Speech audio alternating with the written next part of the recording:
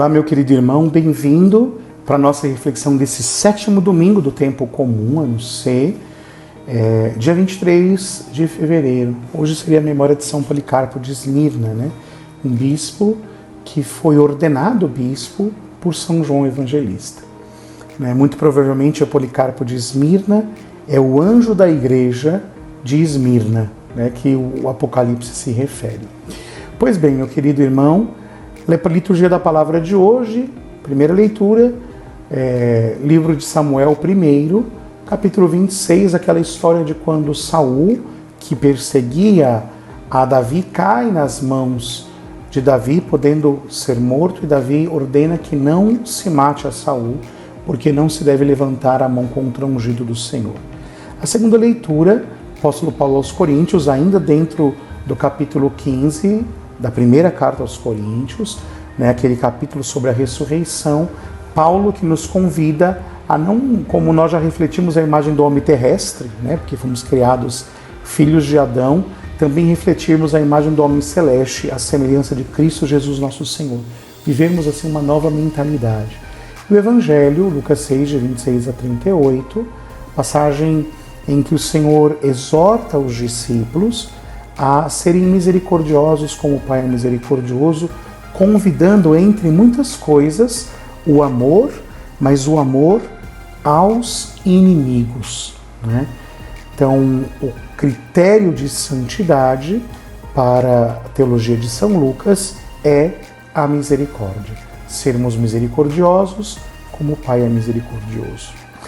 A primeira leitura nos traz uma coisa muito interessante. Davi, perseguido por Saul, nós conhecemos bem a história, tem a possibilidade de matar Saul e ordena que não se faça, porque não se pode levantar a mão contra o ungido do Senhor. Bem, meus irmãos, aqui a palavra de Deus nos provoca uma reflexão.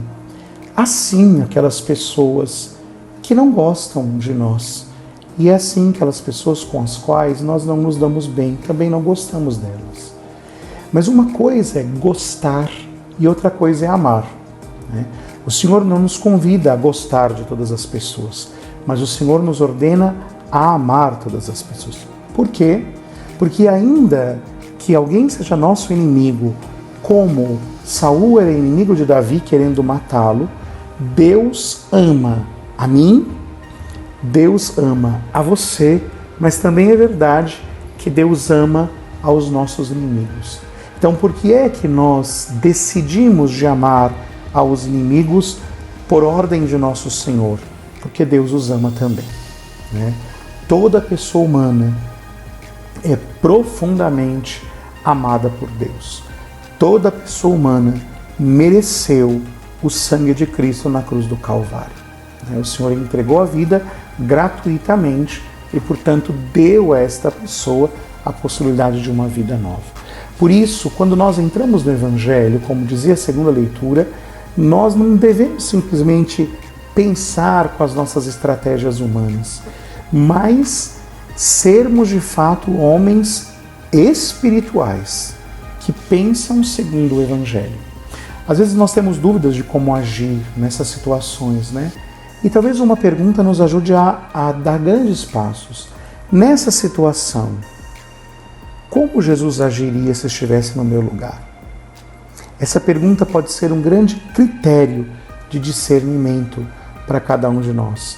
É por isso que o Senhor diz: a vós que me escutais, eu digo, amai os vossos inimigos e fazei o bem aos que vos odeiam.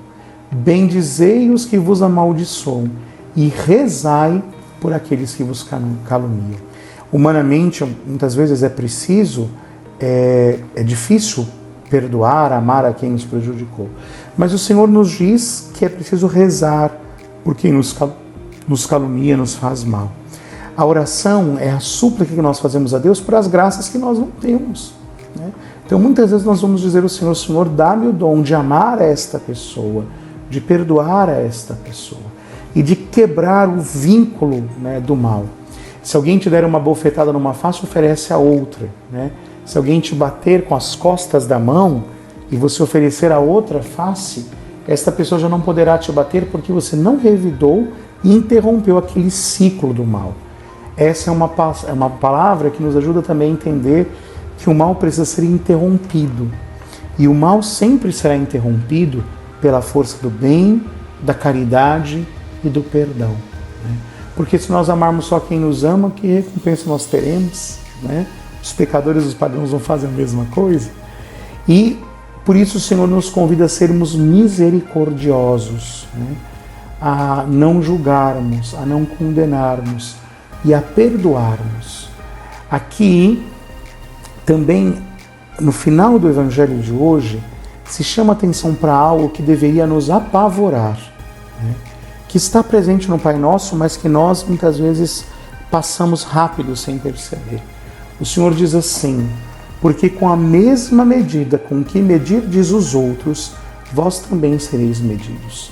Ou seja, o critério que eu uso para as pessoas é o critério que será usado para mim. Se eu uso o critério para gostar de alguém, que ela seja uma pessoa boa, Deus só gostará de mim se eu for uma pessoa boa. Ele me medirá conforme a minha régua. Se eu perdoar somente a quem me interessa, o Senhor também pode ocultar-se ou abster-se, né, de me perdoar. E eu chamo a atenção para algo mais terrível, o que nós rezamos no Pai Nosso. Perdoai-nos as nossas ofensas, assim como nós perdoamos a quem nos tem ofendido. O critério aqui é o assim como eu suplico na oração do Pai Nosso a Deus que haja com o perdão dele como eu ajo com o perdão aos outros. Se eu perdoo, me perdoe. Se eu perdoo mais ou menos, né?